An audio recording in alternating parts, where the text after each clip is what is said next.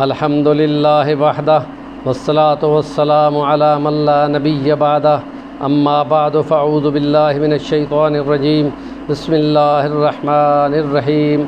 افحسبتم انما خلقناکم عبثا وانکم الینا لا ترجعون فتعالی اللہ الملک الحق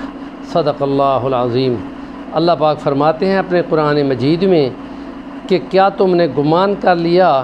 کہ تم ایسے ہی بیکار بنا دیے گئے ہو اور تمہیں ہمارے سامنے پیش نہیں ہونا؟ وہ تو حق اور سچ بادشاہ ہے، اور اس لیے تمہیں اس کی فکر ہونی چاہیے کہ تم بیکار اور تمہارا یہاں پہ پیدا ہونا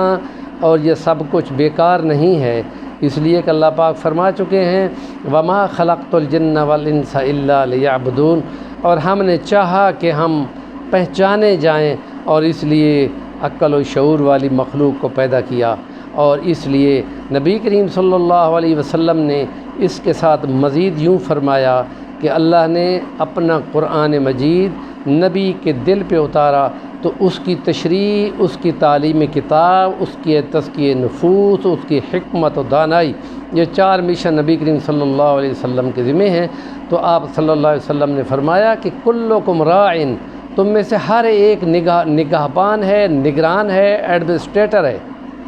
وَكُلُّكُمْ مَسْئُولٌ عَنْ رَعِيَّتِهِ، اور ہر ایک سے اس کی اپنی رعیت کا سوال ہوگا۔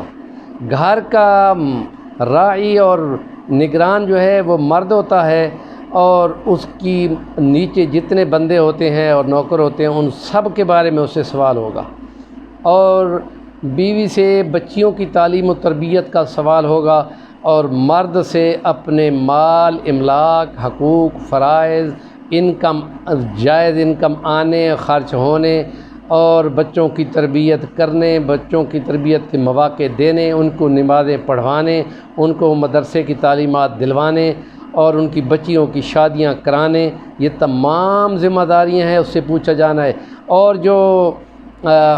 خاتون خانہ ہوتی ہے گھر کی، وہ مال کی، اس کی عزت کی، ان تمام چیزوں کی وہ نگہبان ہوتی ہے، اس سے اس کا سوال ہوگا۔ اور جو نوکر ہوتا ہے اس کے نیچے جتنی ذمہ داری ہوتی ہے وہ کسی قسم کی تاکہ چوری چکاری نہ کر سکے، اس کو حقوق بھی پورے دینے چاہیے، اس لیے اس کو ٹائمنگ مقرر ہونی چاہیے اور اس پر اتنا ہی کام لینا چاہیے، اور اگر کچھ زائد کام لیا جائے تو اس پر اس کا معاوضہ ہونا چاہیے، اور اس کو حقوق پورے ملنے چاہیے تاکہ وہ ناجائز ہاتھ مارنے کی کوشش نہ کرے۔ تو اس لیے جو ایڈمنسٹریٹر ہیں، نگران ہیں، اسی لیول پر اگر اوپر جائیں، تحصیل کی لیول پہ تحصیلدار ہے، ضلع کی لیول پہ ڈی سی ہے، کمشنر ہے، پھر گورنر ہے، پھر صوبے، پھر ملک کا حکمران ہے، ان سب کے بارے میں اپنی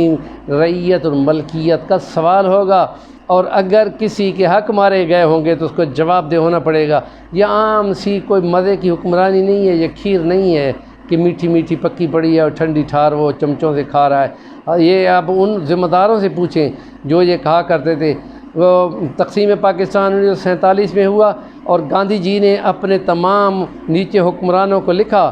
کہ تم یہ سیکولر سٹیٹ ہے، لیکن ابوبکر صدیق اور عمر فاروق کا طریقہ حکومت اور انتخاب جو ہے وہ والا پسند کرنا، کہ وہ یہ کہتے تھے کہ ہم تو اتنا اخراجات کریں گے جتنا ایک غریب ترین آدمی کر سکتا ہے، اس سے زیادہ نہیں کریں گے، کیونکہ اگر اس سے زیادہ کریں گے تو جواب کون دے گا۔ تو اس لیے انہوں نے بہت تھوڑی انکم سے اپنی ذمہ داریاں پوری کی تھیں۔ اور فاروق اعظم فرمایا کرتے تھے کہ نیل کے دریا کے دور کنارے پر اگر کتا بھی پیاسا مر گیا تو سوال مجھ سے ہوگا کہ مجھے اوپر ذمہ داری آتی تھی، اور اگر باہر کے سفیر آ کر دیکھتے ہیں تو وہ حیران ہوتے ہیں کہ مسلمانوں کا حکمران اینٹ سر کے نیچے رکھ کر سو رہا ہے دوپہر کے ٹائم، اور اس کے پسینے بہہ رہے ہیں اور وہ نیند کر رہا تھا۔ تو وہ یہ کہتا ہے کہ کیوں نہ وہ آرام سے سوئے، کہ جس کی رعیت اور جس کی عوام اس کی ایڈمنسٹریشن سے مطمئن ہے تو اس کو بھی نیند آ رہی ہے، اور ہمارے حکمران تو کتنی دوائیاں کھاتے ہیں تو پھر بھی ظلم اور جبر کی وجہ سے ان کو نیندیں نہیں آتی۔ تو اس لیے ہر ایک ذمہ دار ہے، تو اس ذمہ داری کے نتیجے میں جہاں جہاں جو رائی ہے جو نگران ہے، نبی کریم صلی اللہ علیہ وسلم نے کیا فرمایا، کلکم رائن وکلکم مسئول عن رعیتہ، اس پر رعیت کا سوال ہوگا۔ اس سوال کی تیاری کرنا یہ زندگی ہے، یہ امتحان ہے، اور اس امتحان کی فکر میں لگ جانا کہ رزلٹ اچھا آئے، کیونکہ کامیابی ہوگی تو بہت بڑی کامیابی ہوگی جس کا گمان بھی نہیں کیا جا سکتا، اور اگر ناکامی ہوئی تو وہ اللہ معاف فرمائے وہ سزا اور وہ جہنم ہوگی جس کا اندازہ بھی نہیں لگایا جا سکتا۔ اس لیے اس کی تیاری ہونی چاہیے، اس تیاری کا نام ایمان ہے، اور اس کو آگے کنوے کرنا ہم سب کی ذمہ داری ہے۔ اچھی بات کو آگے کنوے کریں۔ جزاکم اللہ احسن الجزا، اور چینل کو ضرور سبسکرائب کر لیں۔ جزاکم اللہ۔